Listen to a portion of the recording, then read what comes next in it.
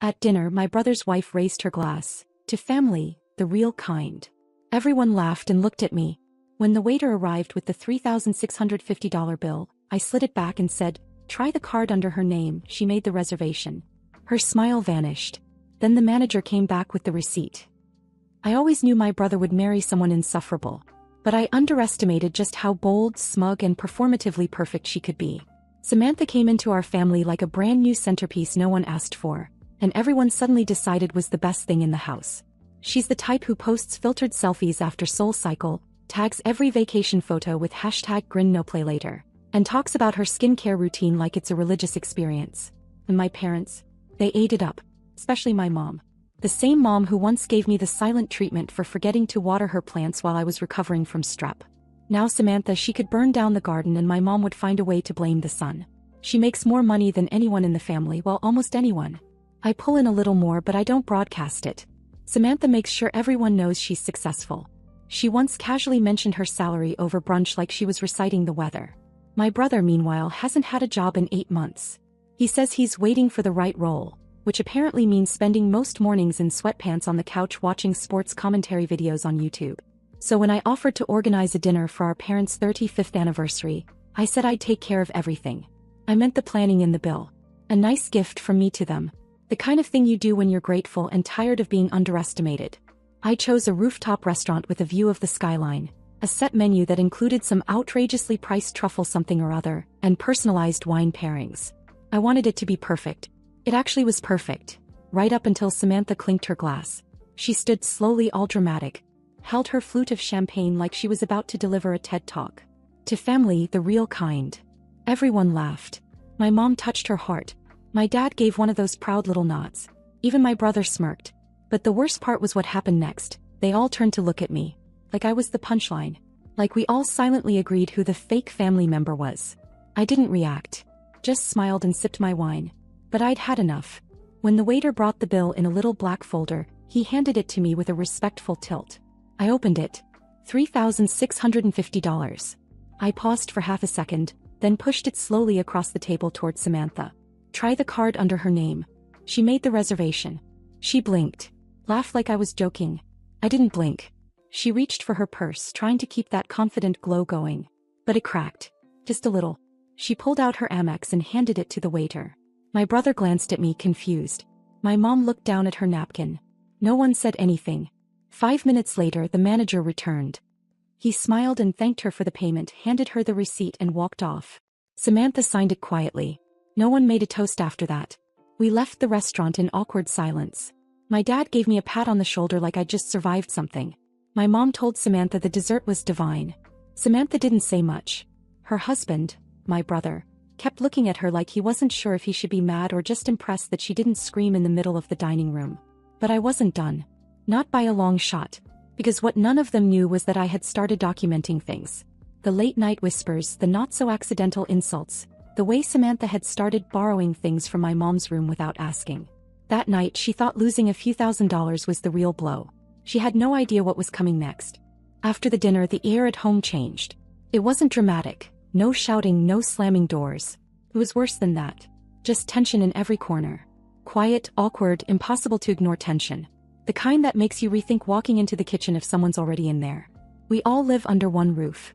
That wasn't supposed to be permanent, but here we are. My brother and Samantha moved in while they were renovating their condo. That was over a year ago. Renovations ended 4 months ago.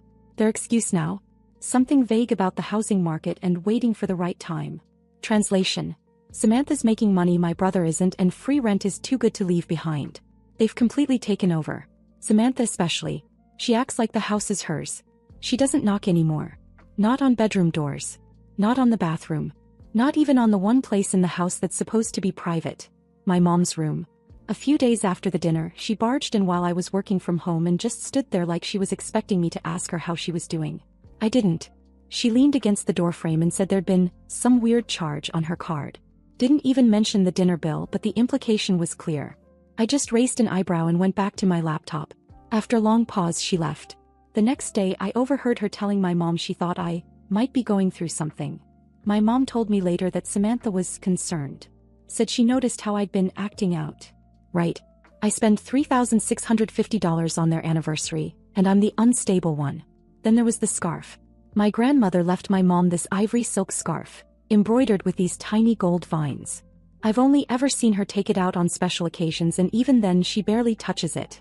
One afternoon I walk into the living room and see Samantha on the couch, wearing it like it came from a clearance rack, just casually draped over her shoulder while she scrolled through her phone. I asked where she got it. She said she found it in a drawer or something. Later I asked my mom if she lent it to her. She looked confused at first, then said maybe she did, but I could tell she wasn't sure. That's the thing. Samantha gets in people's heads. She doesn't just manipulate. She rewrites the narrative until people aren't sure if they offered or she just took. That same week, my brother cornered me by the laundry room and asked if I was proud of making his wife cry. I asked if he was proud of living rent-free while his wife swiped jewelry from our mom. He told me to stop being dramatic. Then as he walked away, he casually asked if I could pay the Wi-Fi again this month. I almost laughed in his face. That's when I decided I was done paying for anything that didn't directly involve me. No more groceries, no more household utilities, no more splitting streaming subscriptions. If Samantha was the real family like she said in her little toast, she could handle the real responsibilities. I printed out a list of every bill I'd covered for the past 6 months. Internet, electricity, shared car insurance, Netflix, the water delivery service my mom insisted on, and taped it to the fridge under a smiley face magnet. At the bottom I wrote, "Effective immediately, all future expenses will be handled by Samantha." After all, she's officially part of the family. She didn't say a word to me. Just ripped it off the fridge, folded it in half and shoved it into the trash. That was 3 days ago. Since then she's been quieter, but not in a defeated way. More like she's waiting. Planning. And I've been watching. Because she's careful when she thinks people are looking. But I know what I saw last night. Just after midnight I was wide awake. The kind of awake where you stare at the ceiling and feel like your brain is turning in slow circles, replaying conversations, toasts, stares, everything. So I got up to grab a glass of water. I didn't turn on any lights. The hallway nightlight gives off enough glow, and I've walked those stairs for 20 years. But halfway down I heard it. A sound that stopped me cold. Not footsteps exactly.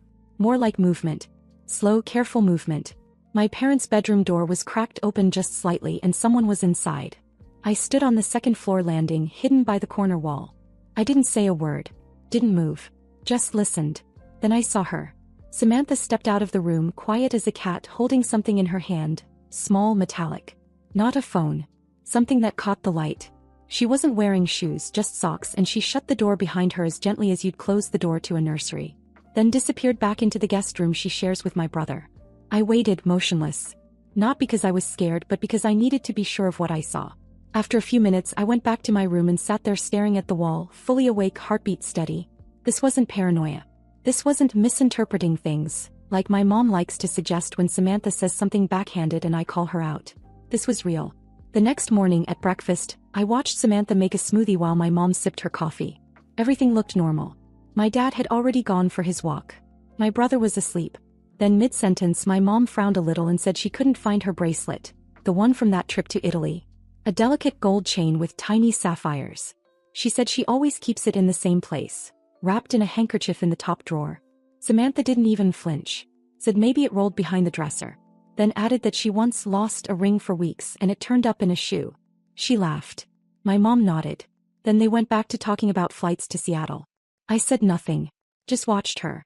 That afternoon when the house was quiet again, I went into the upstairs bathroom. Samantha had left her makeup bag on the counter, unzipped. I don't know what I thought I'd find, but I opened it anyway. Tucked in the side pocket, under a handful of brushes and lipsticks, was a small bundle of white fabric. I pulled it out just enough to see the edge of gold chain. My mom's bracelet. I stood there in silence for a moment, looking at it like it was something radioactive. I didn't touch it again.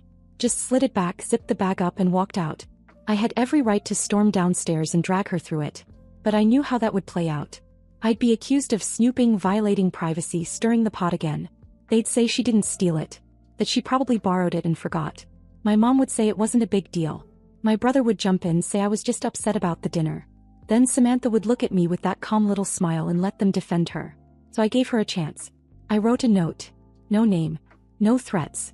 Just, you have until tonight to return what doesn't belong to you. Quietly. Or I'll speak up. I slipped it under their bedroom door before leaving for work. When I got home, the house smelled like rosemary chicken. Samantha was in the kitchen helping my mom set the table. She smiled at me like she'd been waiting. like nothing had happened. I went upstairs, heart pounding, and checked the drawer in my mom's room. Still empty. She didn't return it. Didn't flinch. No apology. No explanation. That night I went to bed with a decision made. I wasn't going to wait for them to believe me. I wasn't going to wait for Samantha to mess up. I was going to make this very, very real for her. He wanted to play this like a game. So I was going to remind her what happens when you cross someone who's been underestimated for too long. And she had no idea what I was about to do next. I wasn't sleeping anymore. Not because of guilt. I'd done nothing wrong. But because Samantha was too calm. Too smug. She walked around the house humming to herself like she'd just received a promotion instead of being caught sneaking jewelry out of my mom's drawer. I couldn't eat, couldn't concentrate at work. All I could think about was that night I saw her, slipping out of their bedroom with the bracelet in her hand. I needed it to be over. I needed my parents to finally see what she really was. So I waited for Sunday family dinner. Everyone was there. My dad at the head of the table, already sipping his red wine. My mom had just pulled the lasagna out of the oven, and my brother, freshly shaved for the first time in a week, was actually helping set the table. Samantha showed up wearing a soft blue sweater and my mom's pearl earrings. Not similar. The earrings. That's when I knew. She wasn't just careless, she was daring me. So I came downstairs with the black velvet box. I placed it on the table, opened it, and said nothing. Inside was the bracelet. My mom froze mid-step. Her face changed instantly, the kind of look only someone who recognizes something important can make. She walked over, picked it up, and held it like it might disappear. Said she thought it had been gone forever. My dad looked up from his plate. My brother frowned. But Samantha didn't react at all. Just sipped her water. I told them exactly where I found it. Upstairs in the bathroom inside her makeup bag. My brother muttered that I shouldn't have been snooping. Samantha finally looked up. Said she knew something like this was coming. Said she'd felt watched all week. Then she accused me of planting it. Right there at the table she said she'd seen me upstairs near their room earlier in the week. Said she remembered because I never go upstairs. She said the photo I took of it, which I printed out and placed next to the box, was convenient. Too convenient. And then came the dagger. She looked straight at my parents and said maybe this wasn't about the bracelet at all. Maybe I was acting out because I was jealous. Of what, I asked. He smiled and said, my life. Your brother. My job. My place in this family. I waited for someone to say something. My dad just stared at his glass. My mom looked like she was trying to do math in her head. Then my brother stood up and said, we're done here. He took the box and photo off the table and threw them in the trash. Said he was tired of the drama. That I'd ruined dinner. Samantha followed him out of the room, touching his arm like she was soothing a dog after fireworks. I sat there. My mom cleared plates in silence. She didn't look at me. No one did. Until 20 minutes later. She came back into the dining room with something in her hand, a small red box I'd never seen before. She opened it slowly. Inside was the same bracelet. Or what I thought was the same bracelet. She explained that after losing the original years ago, my dad surprised her with a replacement. He never told me. The one Samantha took, the one I found, wasn't the real one. It was a backup. And suddenly, everything I'd said, everything I'd built, collapsed. My mom didn't accuse me, but she didn't defend me either. My dad stayed seated, chewing silently like it was too late for opinions. And the worst part? Samantha came back downstairs minutes later with a bottle of wine and asked if anyone wanted another glass. Like nothing had ever happened. That night I lay in bed staring at the ceiling again. Not because I was defeated, but because I realized something important. She wasn't just manipulative. She was careful. She was a strategist. And she had gotten ahead of me. Or maybe she'd been ahead this whole time. But what Samantha didn't know, and what no one else had figured out, was that I had already copied the contents of her work laptop weeks ago when she left it unlocked on the dining table. Not the boring emails. The personal folder. The receipts. The side project she never mentioned to my brother. The one with thousands of dollars flowing into a PayPal account under a different name. This wasn't over. And if she thought she had me cornered, she was about to find out just how wrong she was. She thought she buried me at that dinner. The moment my mom opened the red box and pulled out the original bracelet, Samantha smiled like the war was over. That smug, quiet kind of smile that makes you want to burn something to the ground. She walked around the house like she'd won a medal. She even started calling my mom Mama, again, just like she did when she first moved in, when everyone still thought she was charming. My brother kept bringing up random news about the job market, like the embarrassment from Sunday had just melted into thin air. Like none of it happened. But I hadn't forgotten. Not what I saw that night. Not the look in her eyes when she realized the bracelet in her makeup bag wasn't supposed to be there. She was guilty. I knew it. And the only reason I looked like the bad guy now was because I didn't have the right evidence. Until I remembered I had something better. About 3 weeks before all this, she'd left her laptop open at the dining table while she ran upstairs to take a call. I was walking past and caught a glimpse of a folder labeled, Consulting Clients. She'd never mentioned consulting. She always said she was too busy with work to even take weekends off. So I sat down, plugged in a flash drive and copied the entire folder. I didn't even open it right away. I just felt something was off, and I wanted insurance. Now I had it. That folder was a goldmine. Hidden under layers of renamed PDFs and Excel sheets were email threads, payment receipts and private messages. She was working under a different name, contracting with outside companies, including one that happened to be a direct competitor of the firm she worked for. She'd made thousands. Tax-free. Hidden. And one document was labeled Exit Plan. A personal note where she outlined her goals for the next 12 months. Sell the condo. Drain the shared accounts. Save up 6 figures. Leave the house. Take only what she needs, including the car. Possibly the dog. My brother was never mentioned by name. He was listed under one phrase, non-contributing. That was all I needed. I waited until the house was mostly empty. My brother went to meet a friend, my parents were at some community theater fundraiser, and Samantha was in the kitchen reheating soup. I came in, placed a few papers on the table and didn't say anything. She picked them up, glanced through them and kept that same calm look for exactly 12 seconds. Then she folded them slowly and asked where I got them. I told her it didn't matter. That the point was I had everything. Every document. Every transaction. Every lie. She said none of it proved anything. I said I also had the client contact lists. One email from her using her real name. I had it all backed up in 3 different locations. Plus an email ready to send to both her company's HR department and my parents. She was quiet. That's when I told her exactly what I wanted. I wanted her to leave. Quietly. Within a week. I told her I wouldn't breathe a word about any of it. Not to her boss, not to my brother, not to our parents. If she walked away without trying to spin it. She said nothing. Just walked out of the room. Next morning she was gone. My mom said Samantha had to go see her cousin in Phoenix for a week. My brother didn't even ask for details. Everyone just went along with it. Like her vanishing overnight was normal. Like she didn't just evaporate from the house with barely a note. For 5 days it was quiet. Calm. The air felt breathable again. Then I came home from work on Friday and found her sitting in the living room, legs crossed, sipping tea. No bags. No explanation. She looked up, smiled like she hadn't just ghosted the house and said, "We should talk." I didn't sit down. She pulled out a flash drive from her purse and placed it on the coffee table. Then she said, "Next time you steal someone's files, make sure your own folder isn't sitting right next to it." My stomach dropped. She said she'd made a copy of my drive. Somehow. Somewhere. She said she'd read everything. My notes, private documents, even parts of my journal I kept in an encrypted folder. I don't know when she did it. I don't even know how. But she had it. And then she leaned in and said something that made my skin crawl. "You were never the threat, Paige. Just the practice run." Then she walked upstairs, humming to herself. And I stood there, realizing this had never been about who could prove what. It was about who could keep control the longest. She'd won the battle. But now. I was done playing by the rules. I didn't pack in a rage. I packed like someone finally cutting the last thread. Quiet. Careful. Without music or crying or dramatic calls. The only sound was the zipper on my suitcase and the faint whir of the ceiling fan. There was nothing left to fight for in that house. Not with Samantha sleeping under the same roof. Not with my parents choosing silence.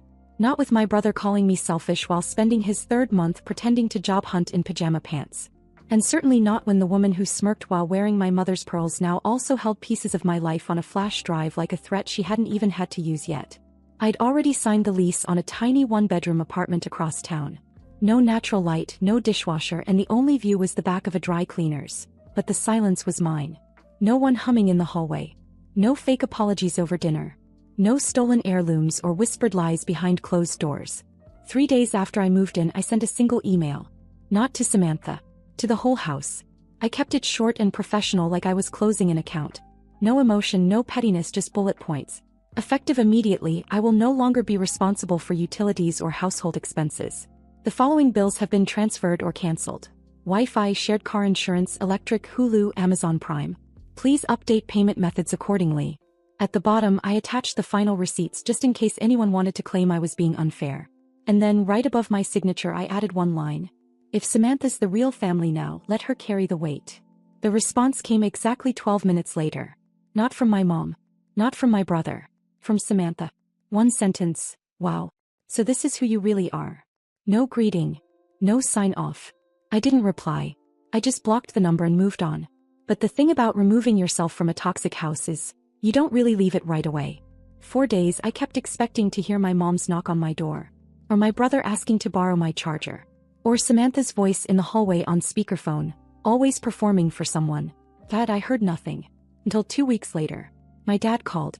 He never calls. I let it go to voicemail, then sat on the floor with my back to the wall, staring at the phone like it might explode. The message was short.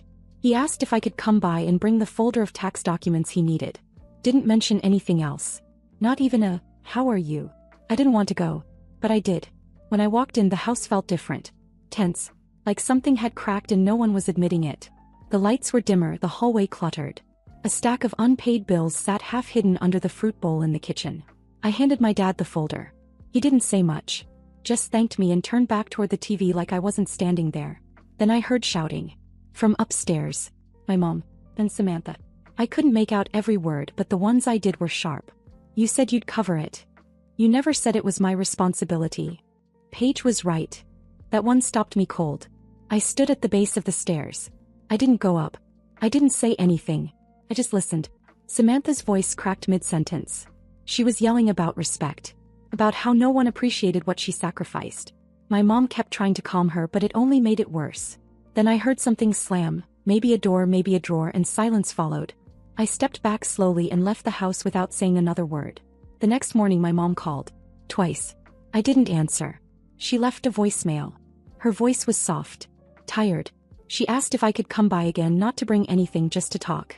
Said she missed me. Then she said something I didn't expect to hear. I think we made a mistake.